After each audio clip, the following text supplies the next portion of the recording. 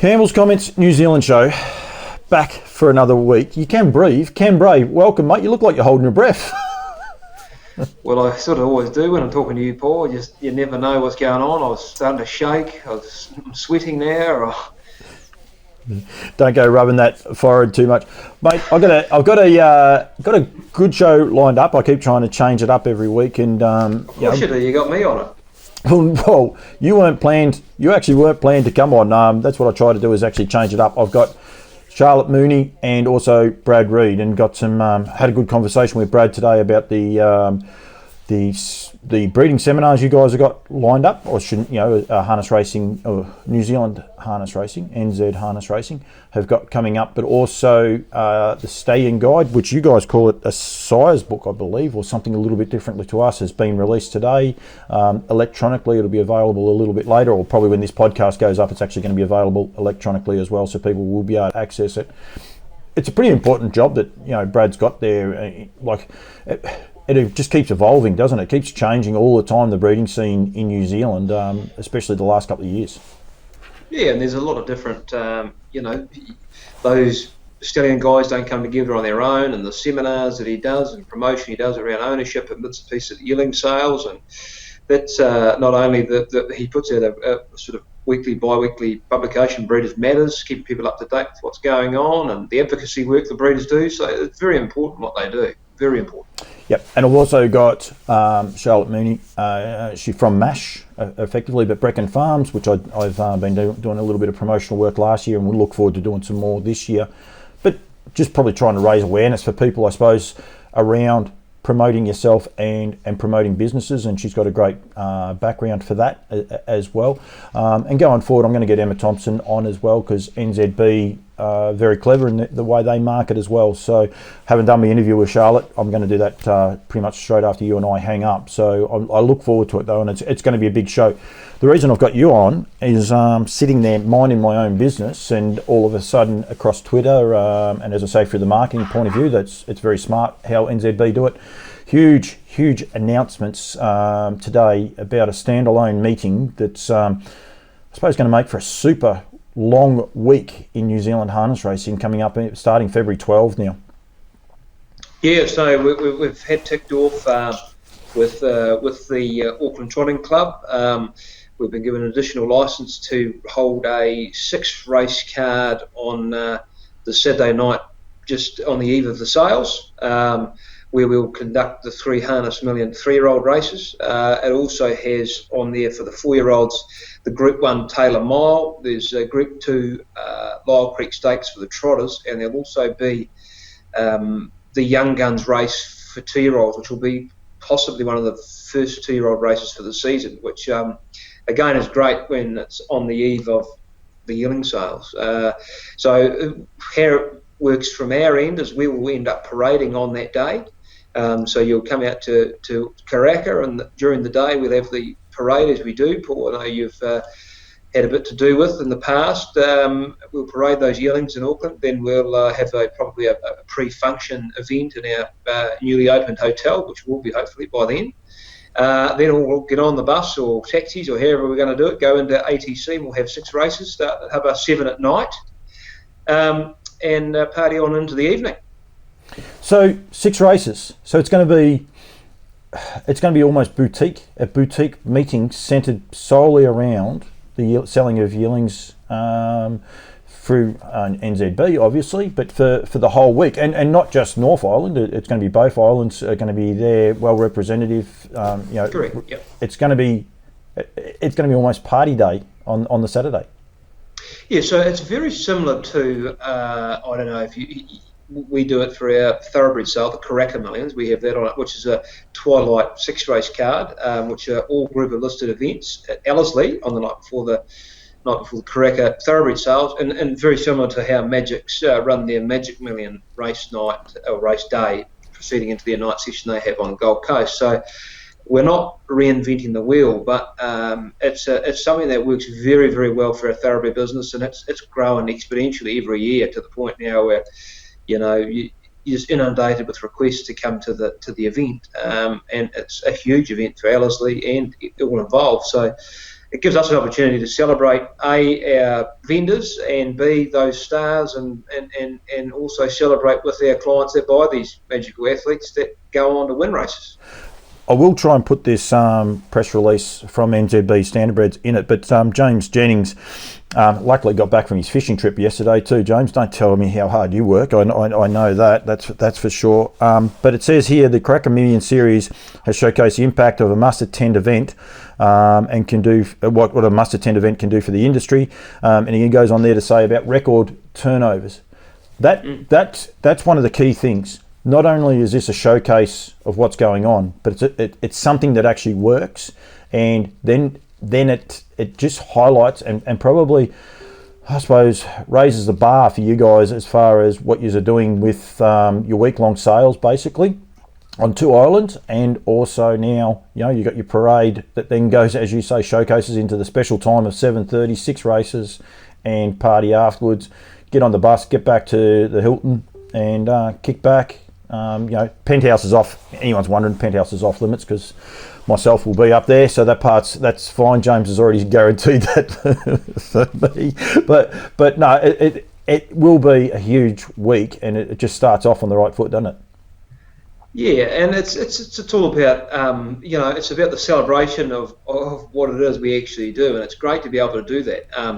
And at the end of the day, it's sharing the enthusiasm and capturing the enthusiasm of what a yearling sale does, and also it culminates in the fact that you have a fantastic race night, and there's so many people involved, and there's so much joy and happiness that you can capture that and feed that into a yearling sale as well. It's a special event, and it's something that I've been a part of over the last couple of 3 years with the Thoroughbreds, and it's an amazing event. And if we can emulate something like that, which I believe harness racing doesn't have here in this country at this stage, where it's an actual,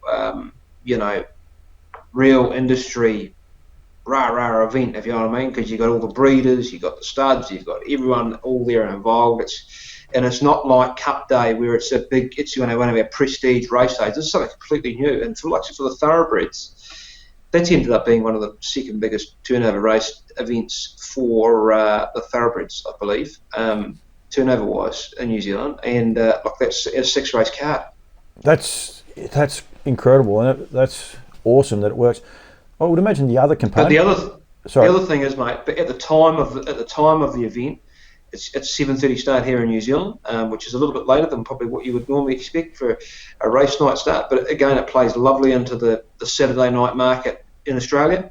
The gallops are finished, So talk about trying to extract the most out of it. We have really done a lot of work with Harness Racing New Zealand. Harness Racing New Zealand done a lot of work with TAB in New Zealand to sort of maximise their returns, Comes back to 5:30 back here in Australia, which, as you say, then on a Saturday night, things will be winding up and hotting up, but you'll have sort of 3 or 4 races in that period where there's not a lot going on. So hopefully you can get on Sky One, hopefully then, and can get return business from that. It's probably a key announcement right now, because it probably a lot of breeders now, and I'm going to talk to Charlotte very shortly about, and she's with Brecon Farms. They have some very, well-credentialed youngsters going through all the time. They probably sit back now and say to their trainers, we need to target this meeting because we need a brother to King of Swing to be winning at that meeting, or Better Twist. We want those. Even though those horses do it, they actually can improve it as well going forward for them. They could actually turn what might be a $10,000 colt into a $12,000 colt purely off the fact of a winner. Obviously, those figures, I'm making those figures up and turning them a bit cheaper, but it could mean that for a lot of breeders, couldn't it? Well, one thing that you can't, the best form of marketing is performance, and you've been to plenty of yearling sales. The best thing you can get at a yearling sale is when the auctioneer stands up and they say an update to the pedigree. The 2-year-old out of the mare's now won or 3-year-old out of the mare's now won a listed $250,000 Harness Million last night. How good's that? You'll be pretty busy actually. Another zero. You might have to do some talking. That'd be a bit strange for you. Strong silent type. Yearling sales have closed now for the NZB guys. I'm not going to hold you much longer, but all the work now starts to happen. You'll have to get that flannelette shirt out a little bit more often and get out into the paddocks, mate, get the feet wet and start looking at horses. Yeah, we'll start next week. Mitchell Davis has been flown jet setting down to the South Island, and we'll come out. We'll attack the start of the Christchurch or Canterbury yearlings, and through this month and the start of next, we'll do all our inspections and sort everything out, have a good look at everything, and just make sure we're on track. Numbers have actually ended up being pretty much on par with last year, really. So, which is good, because I didn't think we were going to get there, but we did, so that's great. We probably had quite a lift in the number of trotting yearlings, so our trotting session here in Christchurch will grow, I'd say, by close to 20 odd, which is great. So, it's all looking good. No, that is good, and it is positive. And I must say the trotters are there's a lot going on with the trotters, both sides of the ditch actually. It's great that they're starting to get a lot more recognition. I did an interview with Mark Barton. I encourage other people to go and just watch that over here as well, but there's a lot getting put into it. And then as well as a couple of the other sponsors that I have with Lower Long Farms and also Harasta Trotter, they're featuring very heavily in New Zealand in the breeding scene as well, so make sure you get involved with both those guys. Well, when you actually look at breeding numbers, and you can turn around and we can talk about breeding numbers that especially in your state of Victoria, they have the needle has shifted. But you actually look at the trotters over the last 5-10 years, the needle's been shifting quite significantly, Yep. And I think they are only now starting to be recognised for that change of thought pattern. Like when we identified it 3-4 years ago now, I think, where we itemised out the trotting session here in Christchurch to have a standalone trotting sale. We did it for the first year with around 45, 50 odd trotters on the premonition, and we knew it was growing. And we probably didn't see that growth until this year. We're probably going to go from 45 or 50 odd to probably close to 70 odd. So, and that's just purely, it's great to see, because I think a number of things is the trotting breeders. A lot of them are owner trainer type guys or breeder owner type people. So it's great to see now that the growth of trotting, and we just need some stakes and racing to catch up to those and those opportunities, and it will make it more of a sellable market. And a lot of our commercial breeders are now looking more favourably towards commercial trotting broodmares to diversify their business. Yep, it is very key, and I'd be remiss of me from Woodlands with What the Hill off the back of how they sold their first season, what they're doing in America as well. They're really turning some heads. So I think by the time February 12 comes around, there'll be a lot of people inspecting and watch and checking them out, the What the Hills. And of course, with Lower Long Farm, Speeding Spur now, he's domiciled in Australia, but he'll still be available for semen transport back to New Zealand too. So don't forget Speeding Spur. I could talk to you for a long time, mate. I don't think everyone likes to listen to you and I talk for a long time. I'm actually going to throw to my interview now with Charlotte Mooney. As I said, Brad Reid. But I must say, Cambray, thank you very much. And any bald jokes that myself and Brad Reid may bring in, we weren't looking at you at all when we were saying them. Yeah, righto. Cambray, thank you very much. Cambray, thank you very much. Thanks, Paul. The pleasure is always mine. Rightio, now on the Campbells Comments New Zealand show, the show goes up market from Cambray to Charlotte Mooney. Firstly, Charlotte, welcome. Hey, Paul, how are you going? And happy birthday. Thank you very much. Cambray didn't even mention it. I don't even think he knows it. He's been working hard. He hasn't been on Facebook this morning. That's what we'll say. Definitely. Just quickly, and I contacted Cam just there because of the announcements by NZB with their Karaka sale and that coming up. You wear a few hats. You wear quite a few hats. Yeah. In the thoroughbred industry as well, and off the back of the success they have of their sale, this race meeting, it's a huge announcement, isn't it? Yeah, it's a wonderful announcement. As you touched on, I work in the galloping game as well, and was privileged to work at Ellerslie for a couple of years. So I've seen the impact of the Karaka Million firsthand, and how it's been such a wonderful marketing tool for vendors, potential buyers, and just general people that are interested to get together, have a celebration, and talk about the next day when the business hats go back on. But it's a really good way to celebrate the industry, and I think this is a great announcement from the Standardbred Code. It'll probably get back into a little bit of what you and I are going to discuss in a minute about marketing as well, but it just opens up a lot of opportunities for a lot of studs to get their brand out there in conjunction with NZB. Yes, 100%. It puts the product that we're all heading to Cracker to sell right in front of the people. So they are seeing, we can talk about, oh, there's a really smart 2-year-old and there's a really nice 3-year-old brother that you should look at this one because of. Well, we're going to put them in, with this kind of race day, they'll put them in front of them and they can see them for themselves. So it's just a whole nother marketing tool. And I said to Cam there in the interview that someone like Ken Brecken, who, breeding he's not about the stallions, he's actually about the breeding and getting the racing product out there. I'm sure he will possibly be ringing some of his trainers and saying, listen, we need to target this race meeting because I need these horses front and centre to maximise the sale. 100%. And that's what it comes down to, is then going to the sale the next day, and I'm assuming New Zealand Bloodstock will do it the same as they do for the thoroughbred, but that vendor or breeder who has presented the winner of these major races, their barn the next day has a fabulous big poster and it's promoted and say, actually, hey, these guys did this last night. This is why you need to support them. Come and have a look. And it's a badge of honour to wear. So I definitely think there'll be some gentle persuasion and a bit of encouragement from the Brecken camp to make sure that those horses are there.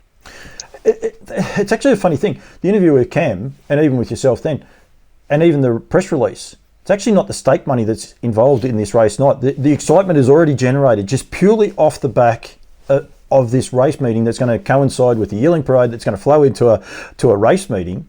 It's simple marketing, actually, isn't it? Yeah, it's a celebration. People like to do things that have a bit of pride about them, a bit of mana. They want to get involved in something and say they were there. So that's what it's about. And you're right, the Crack a Million, yes, on the thoroughbred side, it's fabulous to say you've won $1 million race, but the badge of honour to say you had a horse that was even running in that race, that's what it's about. Yeah, and be able to walk around the next day and say, look, my horse was unlucky because it got cut out of it and would have been thereabouts. Yeah. But people, and then there could be those ones that are unlucky and people can see them. It's still going to generate people going to see the next progeny. Like, it can work in so many ways. 100%. Yeah, and that's what it's about. Charlotte Mooney wears, as I said, quite a few hats. Brecken Farms is the one that I've got to know you through most, or I shouldn't say that actually, also MASH, which is a great name for a TV show, I must say. There'll be a lot of people who won't even know what it is, but it is a great name. Firstly, what does MASH stand for, and how would you describe your business first and foremost? I would describe it as a creative agency. So I work for Brecken under my MASH brand. So MASH stands for Making Awesome Bleep Happen. And my thing is to get out there and challenge the norm and do things slightly differently from a marketing perspective, generally sports marketing. I've been really lucky that under that banner I've worked as marketing manager for the New Zealand Men's Golf Open. Along the way, I've done a little bit for New Zealand Bloodstock, helped them with some stuff. I've done, that's how I got my job at Te Rapa, which is my full-time job these days. So yeah, it's there to do a bit of photography, social media, design, strategy, for people, mainly within that sports realm, but I've done a little bit outside of it as well. You obviously enjoy it. Yes, I do. Yeah, it's a really good creative outlet. I enjoy trying new things and different things, and it's quite cool with working with different clients. You can say, oh look, I've tried that with that, but actually if we tweak it for you, I think it'll work quite well. And it gets me outside the bubble that I would usually be in a 9-to-5 role, and trying new things and learning new things and getting out and about, dealing with different people as well. How do you judge if something does or doesn't work? A lot of people sit there and will look at numbers. And I quite often get it from a few people. They'll say, oh, the views were down last week or whatever. I personally don't care about views anymore. I used to, but now I don't worry about it. But how do you gauge what does and doesn't work? I think we can get too bogged down in numbers and being too analytical with things. I judge things by if I'm at a different racetrack when I get around quite a few. But someone says something to me a week later or 2 weeks later, I saw that post on Brecken, or that was really cool, something you did here. I'm like, that's resonated with them. It's stuck in their mind. And see, we can get bogged down in numbers sometimes, and yes, people go, oh, you've only had so many likes. Well, if you're looking at a Facebook post or an Instagram post of someone's, they may have only had a small number of likes, but that doesn't mean it hasn't had a huge number of views. Yeah. And it's the same with Twitter. If you see someone and you go, oh, no one really engaged with that, not always the case. And the user can then go in and have a look and say, okay, I've had this many clicks on my profile. I've had this many click-throughs to the link that we've had. It has actually created engagement. It's just people haven't gone and put the tangible, the seen like onto things. But yeah, to your question, I think it's that word of mouth and that feedback that you get, and everyone is watching. It's just, they don't always engage in a comment or a like. I think that's key, and this is one of the parts I want to put out for this, this part of the podcast. I also want to promote yourself and Brecon Farms as well, and we will definitely get to that. But I know I did a podcast last night that went out at 6:00. I had a phone call. There was a couple of little questions in there, and I had one phone call at 8:30 this morning. So for mine, that's it. It worked. Yep. I don't care less about the numbers. I threw a curly question. It was towards the end of what we did, and one person has responded to it. So in other words, one person's sat through 90% of what I've done. So that's okay. It has worked. And I think young trainers, young people out there trying to sell their business, and even the older people trying to embrace social media in a different light, I think they've got to be aware not to get caught up in the analytics, be caught up in the feedback from honest people that you can get around you. 100%, and it's just about producing that content, and it's about trial and error. Like, some things work, some things fall absolutely flat, and it's just about picking yourself up, dusting it off. It's not about anyone's ego or going, oh god, that didn't work. It's going, all right, my audience doesn't want that, so what have I got in my armory that I can now bring out and have a crack at again. And I think the young people, and I'd love to see more of our New Zealand drivers who are some talented, great people, awesome personalities. I'd love to see them engaging more in social media, promoting themselves as a brand. And I think the Australians do it really well, and I think the Australian jockeys are something to aspire to and look up to. And some of the Australian trainers, just with the candidness but the professionalism, they've just got that really nice balance, and these guys are building a brand. I think that's what social media can do for you. And probably some of those people need to be aware of it as well. Like young Sarah O'Reilly, if you just go on views and watches, that interview I did with her with this New Zealand show is by far the best. And I've got no doubt, no offence to Nigel Armstrong or Cam Bray, it's off the back of Sarah's, because one, she is so marketable, she is so honest, and she's also very shy. So she has that great combination, and I think, someone needs to probably just help her.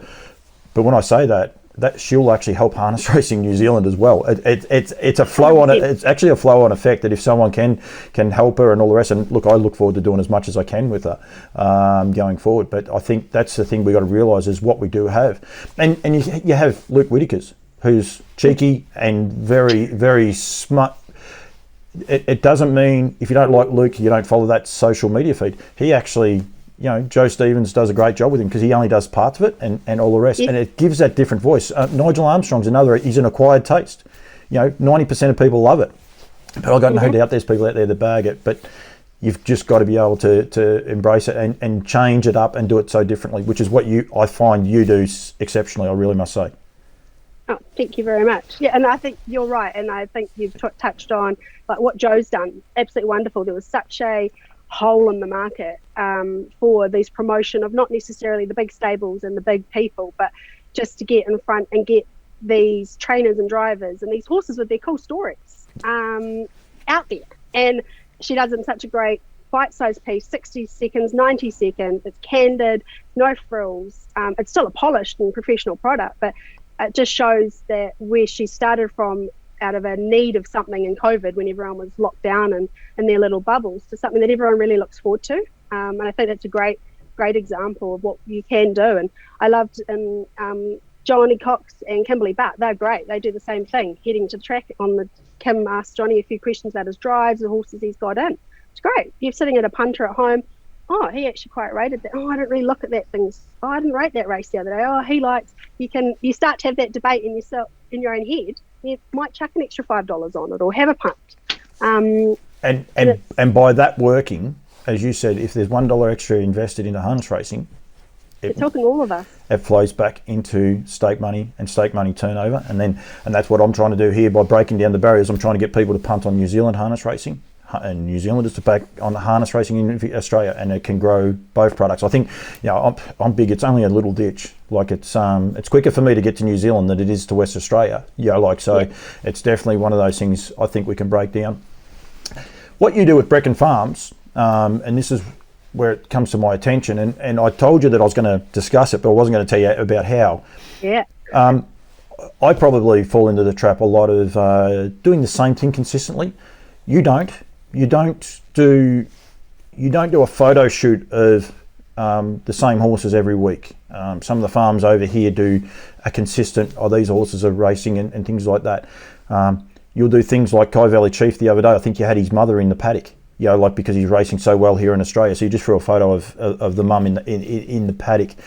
You'll get Ken and them in photos, cuddling the horses, but you won't do that week to week. You'll do glossy photos. You did a glossy photo of I actually had it Kai Valley Chief, Cash and Flow and King of Swing before the Queensland Carnival, and it was this really well done glossy photo, but you haven't done another one since.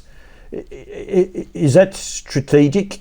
Do you do it strategically, or is it something you say, you wake up in the morning and you say, rightio, I'm going to do that today? It is strategic. What might actually end up on the page on the day can be what I wake up and think of, and you're dealing with horses, so you don't know. You can hope for huge success, and in the back of your mind, I'm going to do a post on this, and then it goes out the door. Like I had a wee idea of King of Swing, who won the other night, didn't go to plan, so he still ran really well. But there is a bit of strategy around the content that you do put out. I think anyone that knows Ken and Karen and the farm and everyone that's around them, everyone's really humble, and everyone's very appreciative and grateful for the amazing success and the amazing journey that the farm's having. But no one wants to come across as sort of ostentatious and being too rah, we've won this race, we've bred this horse, we've done this. So I try to mix it up to make the content slightly more relatable to everybody. At the end of the day, most of the content sort of has a message, and it is a promotion of the farm and the huge success that it is having. But I get bored of seeing a winning shot of a horse crossing the line. And I say that in the galloping thing, and we've done something similar with Giraffe and the Waikato Racing Club, which is my full-time job, is we now do an album of the other horses that were there on the day. And we still promote the winners, but the winners get a news article from the news desk. But it's the cool seconds, it's the strapper that's got the huge smile on their face. It's that other stuff that makes it kind of relatable. So I think people want to see what's happening around the farm. I'm not there every day, so I'm sort of working with what I've got. But the other day I just, went out to the farm because I knew we're only 2 weeks away now from our first foal. So I was like, right, let's go find these poor darlings that are waddling around and start that hype. And we put up two of the darling mares who are about as wide as they are tall at the moment, just to sort of say, oh my goodness, these poor things. Got a bit of engagement around people. Do you think it's going to be a filly or a colt? And how on earth is it only 2 weeks till the first foal's due? So there's there is a bit of strategy around it. Yeah, and I think what you said there before, getting bored or getting complacent, if I put a photo up every day and that's a photo, as you say, of all the winners, if you know who all the winners are, you're not actually going to look at that feed, and it doesn't help your sponsors, it doesn't help the people that you're trying to promote either, that if you do it complacently. Yeah, exactly. And when we're in a market which is so social media dominant, and everyone is singing from the rooftops how great they are, which is what we've got to do at the end of the day. We're all here to sell horses or breed horses and promote them. You've got to stand out somehow. You've got to do something that's a little bit different, I think. People like to see, everyone likes to be a little bit nosy. And so you like to know what's going on. Oh, is that what their paddocks look like? Oh, is that what their foaling unit is? Oh, is that how they do the yearling prep? Like, I could give you the glossy, perfect shot of the horse, and everything's perfect, but that's not reality. No.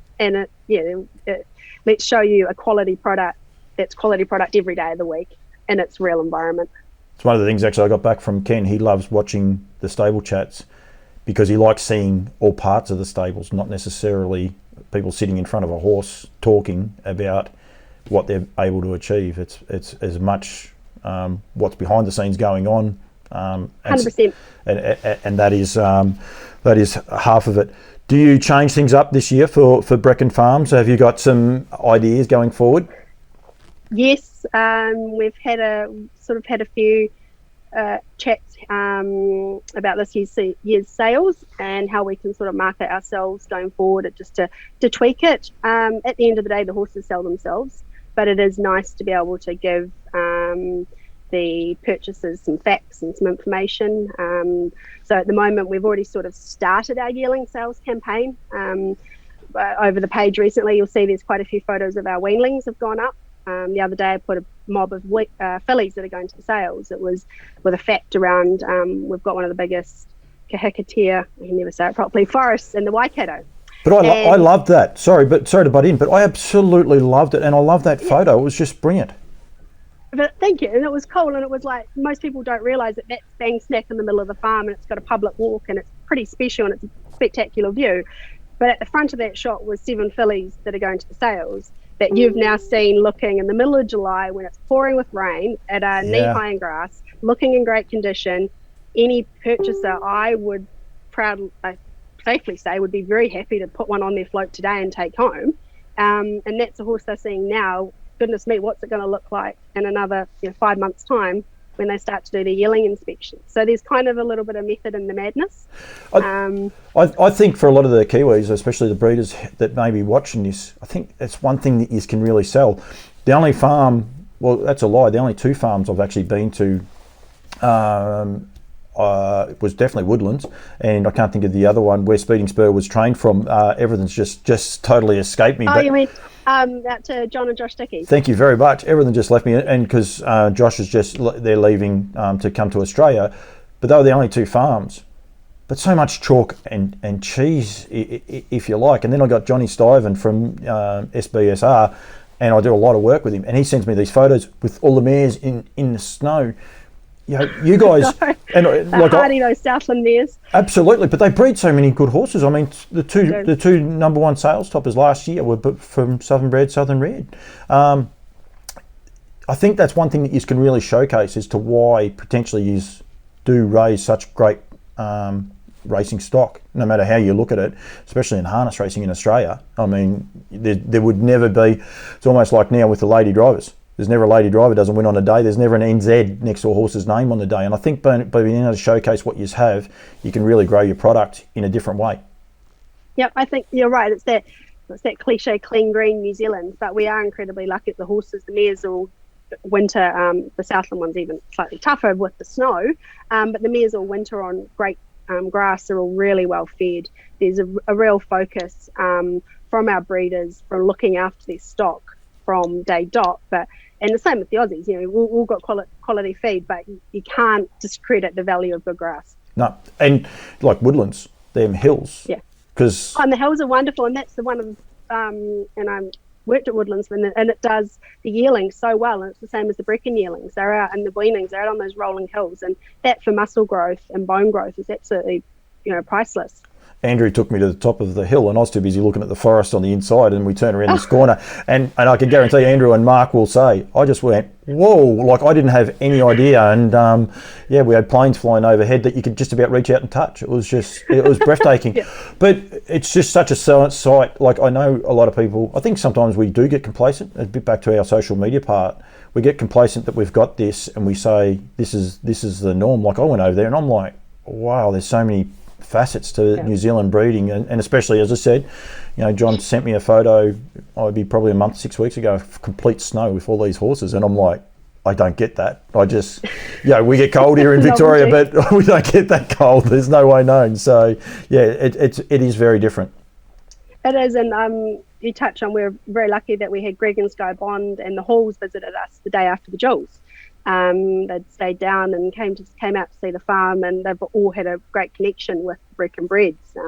Obviously, Gary originally had King of Swing, so he was quite interested in meeting Twist and Twirl, his mum, and the Bonds have got that in the spotlight at the moment. So we took them round, and they probably opened our eyes up a bit. We'd got complacent to how lucky we were, and we're going around the farm, and they've all got lovely properties and exceptional horse people, but they said, this is your backyard, and they were pretty made us go, oh, we are quite lucky, and where we do need to market that.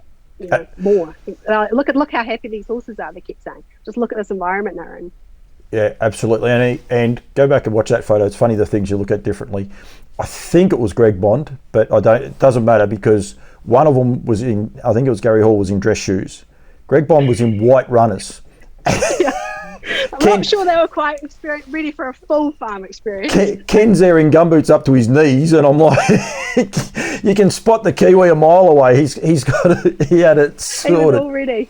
But I do agree, and we go back to what we started the show off with the announcement of this a crack of millions basically for NZB, and that it's just these are great marketing platforms that you've got to be able to build harness racing of. So yeah, I think it's really key. And I would imagine, you, as I say, you wear a few hats as well. The crossover between thoroughbreds and standardbreds, it needs to be combined. It's too hard trying to compete against each other, isn't it? It is. Much to people's aghast a lot of the time, I say the perfect racing product would be the accessibility of the harness with the professionalism of the thoroughbred. And if you put them together, you have an amazing product. And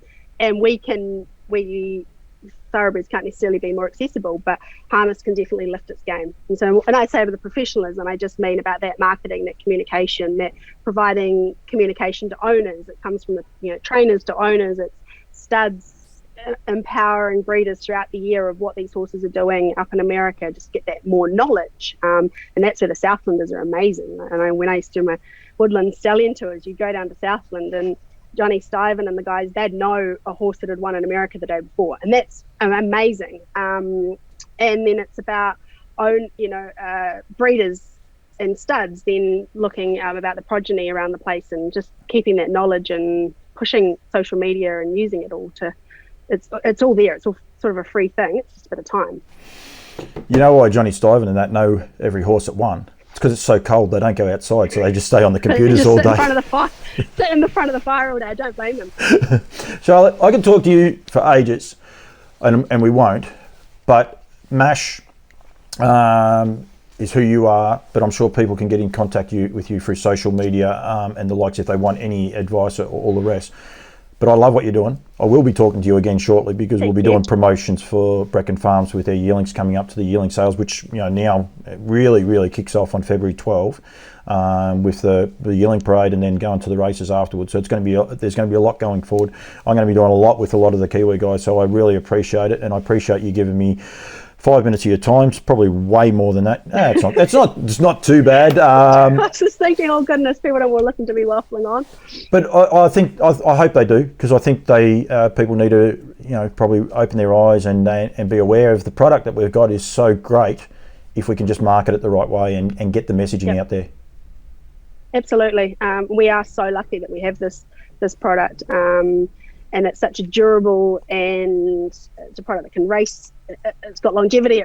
Horses can race a lot. So it's something we should be just absolutely singing from the grandstands about. So yeah, and I'm more than happy to talk to anybody about anything marketing related or any advice or social media help or anything like that. Just I'm more than happy to. The emails are always there, or drop me a line on social media.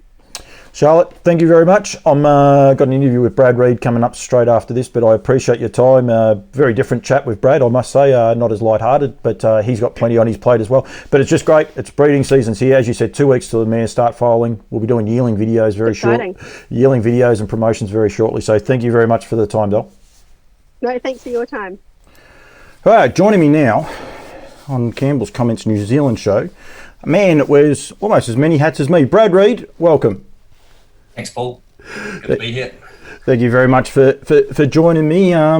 Busy time for you, busy time for breeders, really starting to hot up as we speak. It's an exciting time of year. I just had to actually close the curtains because the sun's belting in here. So things are definitely starting to change, and it's a very busy time for you especially. Yeah, no, definitely, mate. The days are noticeably getting a bit warmer down here, which is a welcome respite from some of our our colds and stuff, the frost we get down here. So no, it's all tracking forward positively, which is great. Now, I said you wear a couple of hats. I suppose the initial one, and the one I want to promote mainly through this conversation, is your sire's book, as you guys call it. We call it the Stallion Guide over here, which has been released. Ours doesn't get released for about another month, but you guys released yours today, I believe. Yeah, so it's been a busy last, 6 weeks really putting this together.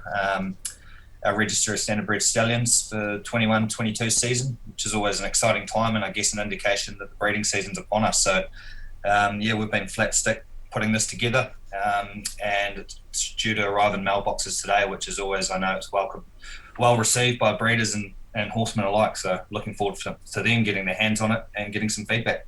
I know there's one in the mail for me, so I'm very much looking forward to seeing it. It's a changing landscape, the stallions, and the way it constantly evolves. It must take a lot of keeping up with and making sure everything's registered properly and everything's done the right way. Yeah, look, it's this book is a plethora of information and data. So the statistics we have to ruthlessly check and fact check to make sure everything's correct. The production team of Noel Kennard, John and Rebecca Mooney, Graham Hobbs, just to name a few, they do a fantastic job of going through just the pedigrees and the data and statistics that we compile to make sure that they're bang on. And I don't envy them, mate, because honestly, you go cross-eyed once you've been looking at some of these pedigree reports for days on end. So they do a brilliant job, but it's all worthwhile in the end. I understand exactly what you're saying there. It can get a bit mind-numbing just constantly looking at it. The New Zealand stallion, I suppose the breeding scene has changed a lot too. I actually just had a missed call there from Kath McIntosh while you and I have started this interview. Lower Long Farm, Northern Rivers, they're branching out into New Zealand. You have Stallions Australasia. I've done a little bit of stuff with Peter O'Rourke for some stuff over here as well. There is a lot. It's not just now the physical stallions like Woodlands and Alabar, if you like, and there's plenty of others, please, the standing stallions. There is a lot of remote stallions, I suppose, is the best way of putting it now as well. Yeah, look, so even the likes of, I guess, Anthony Perkins with Trump Bloodstock, yep. You've got Empire with David James there that do a great job. Look, it is a changing landscape, and I think particularly with what's going on in the states in Australia, the likes of Victoria and New South Wales, some of their state-sponsored breeding initiatives that they've got going on there, it's become really attractive to stand stallions in those states, particularly with some of the incentives around first win bonuses. Makes it a challenge for us in our neck of the woods to try and to keep up, but that's something that our industry's got to, I guess, look at and continue to push on with, because as you point out, it is becoming quite a global operation, and we are such a boutique industry. Between the two of us, Australia and New Zealand, I think there's a lot of synergy there and things that we hopefully in the future, in my opinion, could sort of work together to improve it for both parties, particularly where breeding and I guess racing is concerned. Just must remember, can't forget all my sponsors, mate. Harasta Trotters also are making a huge. It's actually not their official hat, just for the record, but they are making a huge footprint in Australasian breeding scene as well, with some really important imported stallions as well. And I can echo those sentiments, mate, because Pat's been a huge supporter of trotting in New Zealand and a supporter of ours. I think he makes a. Harada Trotters had a discount available for our members this year to Classic Connection. I think they get a $500 discount, and as you probably pointed out to your followers, they've also got a pretty cool deal, or what do you call it? Is it a $3,000 bonus for? Yep. Yeah, so I mean, and Pat's been a huge supporter of helping us to sort of achieve some of our goals down here, getting some fillies and mares trotting races off the ground. So, no, you're right. The likes of Yabby Dabby Farms, super job. Pat's discount is you must be a member of the New Zealand Breeders Association. Is that right? NZ. Yeah, you must if you're a member of the Breeders Association and book. I'm not sure if it extends to all the stallions or just Classic Connection. Just Classic Connection. Yeah, it's just Classic Connection before. Is it April 31? I should have those dates in my head. But anyway, there is terms and conditions. But if that horse wins a race as a 2-year-old, and that's an important part, it doesn't have to win a 2-year-old race. It just has to win a race as a 2-year-old. You're eligible for a $3,000 bonus, which is huge. So it really entices people. And he's the first shuttle stallion to shuttle down here to Australia and to New Zealand, and he is going back next year, and he'll be coming back the year after. Pat's got the right to the Southern Hemisphere, so those things, that's a changing landscape. It's something the thoroughbreds have had going on for a long time, but now in Australia it's a very much a changing landscape. Yeah, the trotters particularly, Matt, like something I'm passionate about is that trotting gate, but with the influx of blood, particularly what Pat's been able to do with the European lines, and I guess what we've seen with the American lines and the likes of Muscle Hill and Father Patrick, and this season Pastor Stephen as well. But no, with Pat's Horse Classic Connection, I didn't know a lot about him, but the more I've read and understand about him, he's a very serious racehorse, and it's a very very big coup for Australasian breeders for Pat to be bringing him down in the flesh. How is the breeding scene going over there? I know numbers are always an issue. People are always big on numbers over here. We had a huge influx last year here in Australia, and especially in Victoria, through some incentives. Is it a struggle in New Zealand, or is it on the upward spiral as well? I'd like to say it's on the upward spiral, mate, but it's always a challenge. Unfortunately, our numbers have sort of been declining for the last 10, 15 years. We had 1 year in 2017 where we increased slightly, but unfortunately this year last season was the lowest number of mares bred since 1965. So that's when you start getting around sort of 2,000 mares bred, which where we're currently sitting. It is a huge challenge for us, particularly around funding. It gets a bit. It's pretty hard to discuss on that basis because I've got to be careful what I say.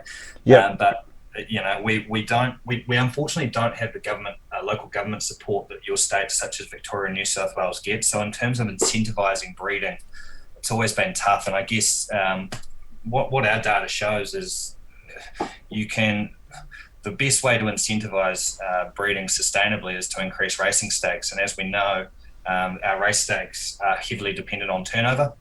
And that's a huge challenge for us, particularly with our product both in Australia and New Zealand. We're under not attack, but we're in some serious competition now with the likes of the greyhounds and the fact that sports betting and the like. So we do have some challenges on our hands to make our product remain viable in the eyes of our customer, which is the punters. In regards to breeding, look, hopefully this season with some of the recent announcements, which were very positive from Harness Racing New Zealand, we got about $3 million more in funding, which I think about 80% of that's gone towards stakes. So, particularly around some of our lower ends market where we know 85% of the horses sit. So that's encouraging for owners and breeders. I said that to you before, and like I'm sure you've got plenty of other things coming out, and hopefully, I'll get you back on, in the months to come, and as things evolve and go. You wear many hats. You're also a breeder yourself. You got a picture up over the top there of Bolt for Brilliance that you can just see in the picture. I'll actually just got to make sure I can see it, but you can just see it in the picture. It probably gives you a little bit more impetus, I suppose, to try and get things moving along and get things going in the right way when you are entrenched in the industry. Absolutely. Look, I know how hard it is myself. For some of these breeders. I mean, I took Bolt to the yearling sales with dreams of grandeur and riches, and it's not always the case. It's it is a tough market, particularly unless you're breeding at that top end. But I think when you are a breeder yourself, I know you speak to the likes of Martin Pearson and Cam Kirkwood, who are in the same boat. We do have skin in the game, which is why this this role, it's all encompassing, and it means a lot to us. It's not just something we turn up and collect a wage. It's really a passion and a lifestyle, and something we take very seriously. So. I consider myself lucky to sit in this seat, but also at the same time, it's something that the reason I aspire to make this industry great again, hopefully, is the fact that I'd like to have a future in it. I find the way you guys over there, I suppose, attack it is probably the right word. From Brecon Farms, I'm hopefully going to catch up with Charlotte Mooney today as well. She might be they do things very refined and do it very professionally and the likes. the guys at Southern Red, they just do it at a whole different level, and I'm pretty sure that's where one of your mare is actually being looked after. But they do it as this group, and to be part of a breeding group, there's so many different facets of New Zealand breeding that really intrigued me from a distance, if you like, looking over. Like here in Australia, it's pretty much stud for stud. They look after themselves, and that's the way they go. Whereas in New Zealand, I think everyone sort of watches each other's backs as much as eyes off the competition, I suppose. Yep, agreed. And like the two parties you mentioned in Southern Bred, Southern Red, and the likes of Ken Bricken, they're enormous supporters of the industry, and I guess they're some of the first to, really take that next leap with marketing and getting them behind that and looking at how they do that. Particularly, I know Ken does a lot through Australia, and the Southern Bred, Southern Red group are a fine example of what can be achieved when working together. I noticed it with the Stallion Register. Just in the 5 years I've been doing it here with the breeders, the quality of the adverts has really lifted. Like, we're in a competitive market and an entertainment industry almost, and some of this content we're up against from other sectors is very crisp and clear and sharp, and we've got to deliver similarly to achieve the same results. So no, it's those guys do a great job. It's one of the things I found, and I'm sure a lot of people probably sit back and say, well, yeah, it should be. But when I was at the weanling sales at Karaka there just recently, watching Woodlands do their weanling parade out one side of the sheds, and the guys at Alabar, they were there watching, but I mean they were waiting. And then once that finished, the guys at Alabar went over, got themselves ready. And pretty much the guys at Woodlands basically said, Ray, go over now and watch the Alabar one, and then come back. Two rival studs, the biggest two studs in New Zealand, sort of vying for each other's competition, but at the same time, a very healthy and well-respected respect, I suppose, for each other as well. Yeah, and I think that's something that just flows through harness racing. We're a very tight-knit fraternity, and that was shown this year at the yearling sales, where with some of the COVID delays, where the Canterbury breeders welcomed the Southern Bred, Southern Red mob with open arms and tried to help them and sort of relocating their horses. So it just shows we are one big family at the end of the day, and the synergy there is great. Do you enjoy it? Do I enjoy harness racing? I love it, mate. I've been going to the races since I was a kid, and I'm seeing Bolt win a 2-year-old Jules at Addington was, just something I'll never forget for the rest of my life. I was going down there with a box of pizza in my van as a uni student, sitting down there and driving right up by the hedge and taking mates along, and I haven't missed a cup meet for 15, 16 years, and unfortunately with the birth of my child this year, first child in early November, I might have missed that trick, so that extended streak might be coming to an end. But no, I love it. I honestly do. I can say that with all my heart. It means a lot to me, and Your day's not over. I reckon your day's just probably started with the release of the size book today. You're hoping it arrives at everyone's mail. Hopefully the mail works better in New Zealand than it does in Australia, because with COVID in Australia, mate, it's been terrible. Sometimes things get horribly delayed. There's not a worry there at all. Brad, thank you very much for joining me. I don't think it'll be the last time we have a chat, mate. We'll catch up. I might even catch up with the two cams and that at some stage as well going forward, mate. Keep highlighting what you guys are doing in New Zealand, but I think well done to you guys for getting the size catalogue out. I've had a good look at it through electronically. Will it be available electronically if there's some Australians here watching it? Yep, link will be going up on the website today, Paul. And just if I can quickly mention as well, we have our breeding season launch kicking off this weekend. That's what I got you on. That's what I got you on for. Don't apologise, mate. It's we got Sunday kicking off on Thursday actually in Auckland in the North Island. So in the past we used to do a stallion presentations, and the studs would come down and present their seminars. Last year, for the first time, we coupled that with around a race meeting and had really good success in terms of turnout and just, I guess, delivering on an event. So for breeders in the North Island, the Auckland and Waikato area, if they want to get along to Alexandra Park this Thursday night, breeders and owners, anyone interested in looking to breed this season, the North Island Standardbred Breeders are sponsoring the whole card at Alexandra Park, which will be great. And we've got presentations from the main studs. And then that flows on through the rest of the week. Sunday at Addington, kicking off in the morning there at about 11 o'clock in the morning. Again, really serious representation from every major stud. Almost every stallion in the catalogue is going to be represented. There's great giveaways and an opportunity, I guess, for you to come and speak to these studs directly about some of these fantastic sires that are available. And then following on from that, Invercargill next Tuesday week. So that's 6 p.m. at the Ascot Park Hotel. and similarly, they put on a great night as well. So really looking forward to that because it starts the breeding season with a bit of a bang, and great to get out and catch up with everyone. And there will be a few people involved in that. I know Harasta Trotter cannot get over there from here. Pat and Louise were looking forward to getting across, but they can't. But you're trying to encompass all the studs involved in breeding in New Zealand as much as you can. Exactly, yeah, no, and that's one of the neat things where we're actually really looking forward to some of the stallion, the Australian representation, and unfortunately, obviously, with the travel bubble being put on hold, they're not going to be here. But my understanding is they've got some representation in New Zealand, so we're not going to miss out on hearing about some of their awesome rosters that they've got to promote. So yeah, looking forward to it. Cam Kirkwood will be there for Lower Long Farm, I would imagine, wearing a couple of hats, knowing Cam.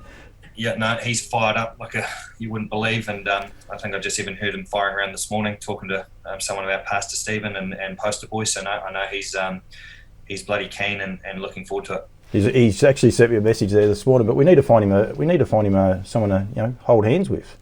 He's a bit. We've got to raise the bar for him a bit there. I know, and if he wants to follow his lead, because he's like me, getting a bit follically challenged as well. So he's no, but he's all right. He won't have any trouble the way he can talk. No, he'll be fine. Don't worry. Cam Brazel one. He still thinks he's got a mop of hair. He's got nothing up top. He's in all sorts of trouble. So, Brad, thank you very much, mate. Thanks for joining me. Good luck today, and probably for the rest of the week. I'd imagine it's going to be pretty heavy duty slog with phone calls coming in and out. I'd imagine from now on. But the breeding season is definitely upon us. It's a new racing season. There's a lot going on. Thursday night you kick off with your breeding seminars as well. So make sure you log in to those. Where can they view those? If people just missed them, they can go to the Breeders' web.